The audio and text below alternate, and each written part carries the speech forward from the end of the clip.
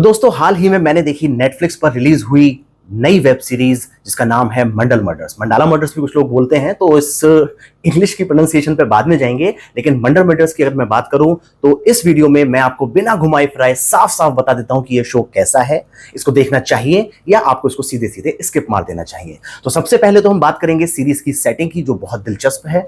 एक गांव, एक रहस्यमय जंगल और उस जंगल में छिपा हुआ एक ऐसा वरदान केंद्र जहां पे लोग अंगूठा देकर इच्छाएं पूरी करवा रहे हैं। तो सुनने में अजीब तो लगता है, लेकिन सीरीज इसे बहुत गंभीरता से पेश करती है।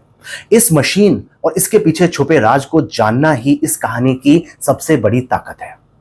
अब बात करें इसकी टोन की, तो ये शो ना पूरी तरीके से हॉरर है, ना पूरी तरीके से थ्रिलर है। ये एक तरह से दोनों का मिक्सअप है।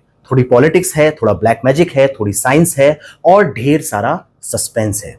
ये अलग बात है कि पहले 2-3 एपिसोड्स में आपको लगेगा कि ये सीरीज थोड़ा ज्यादा टाइम ले रही है, थोड़ा स्लो चल रही है। लेकिन जैसे जैसे ये आगे बढ़ती जाती है, इसमें जो चीजें हैं वो और ज्यादा शार्प होती चली जाती हैं। परफॉर्मेंस की अगर हम बात करें तो वाणी कपूर इसमें एक इन्वेस्टिगेशन ऑफिसर के रोल में है। शुरुआत में उनका किरदार थोड़ा थका थका सा लगता है, लेकिन सीरीज जैसे जैसे गहराई में जाती जाती है उनकी परफॉर्मेंस थोड़ी ठोस होती चली जाती है।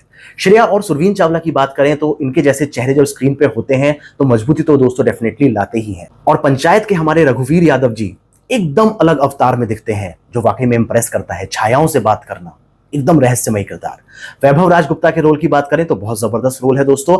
गुल्लक वाले वैभव ने उस इमेज से निकल के एक बहुत अच्छी परफॉर्मेंस हमें इस वेब सीरीज में दी है। लेकिन एक चीज है जिसको मैं इग्नोर नहीं कर पा रहा था, वो ये थी कि फुल बियर्ड में होने के बाद मुझे वहां पे वैभव कम और बस्सी ज्यादा दिखाई दे रहा था। ऐसा लगता है कि बस्सी का छोटा भाई वहां पे है या फिर बस्सी ही उसको एक्ट कर रहे हैं। तो ये अगर आपने देखा तो बताइएगा।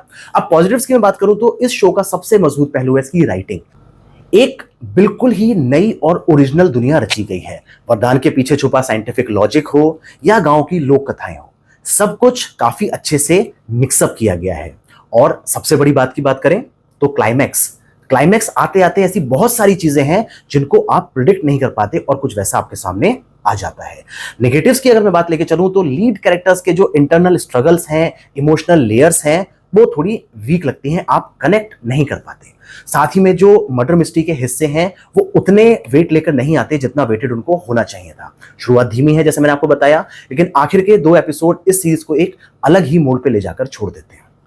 तो कुल मिलाकर अगर बात करें तो मंडाला मर्डर्स एक ऐसा शो है जो सेक्रेड गेम्स या असुर जैसे क्लासिक ओटीटी शोज की याद तो दिलाता है, लेकिन उनकी ऊंचाइयों तक पहुंच नहीं पाता।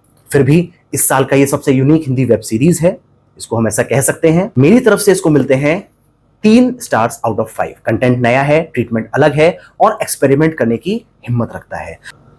अगर आपको डार्क, सस्पेंस और माइथोलॉजिकल एलिमेंट्स वाला शो पसंद आता है तो एक बार इसको जरूर ट्राई करिएगा। वीडियो पसंद आया है तो लाइक जरूर करना और साथ साथ सब्सक्राइब करते जाना और मुझे ये बताते हुए जाना कि अगर आपने मंडाला मर्डर देख लिया है, मंडल मर्डर देख लिया है तो कैसा लगा।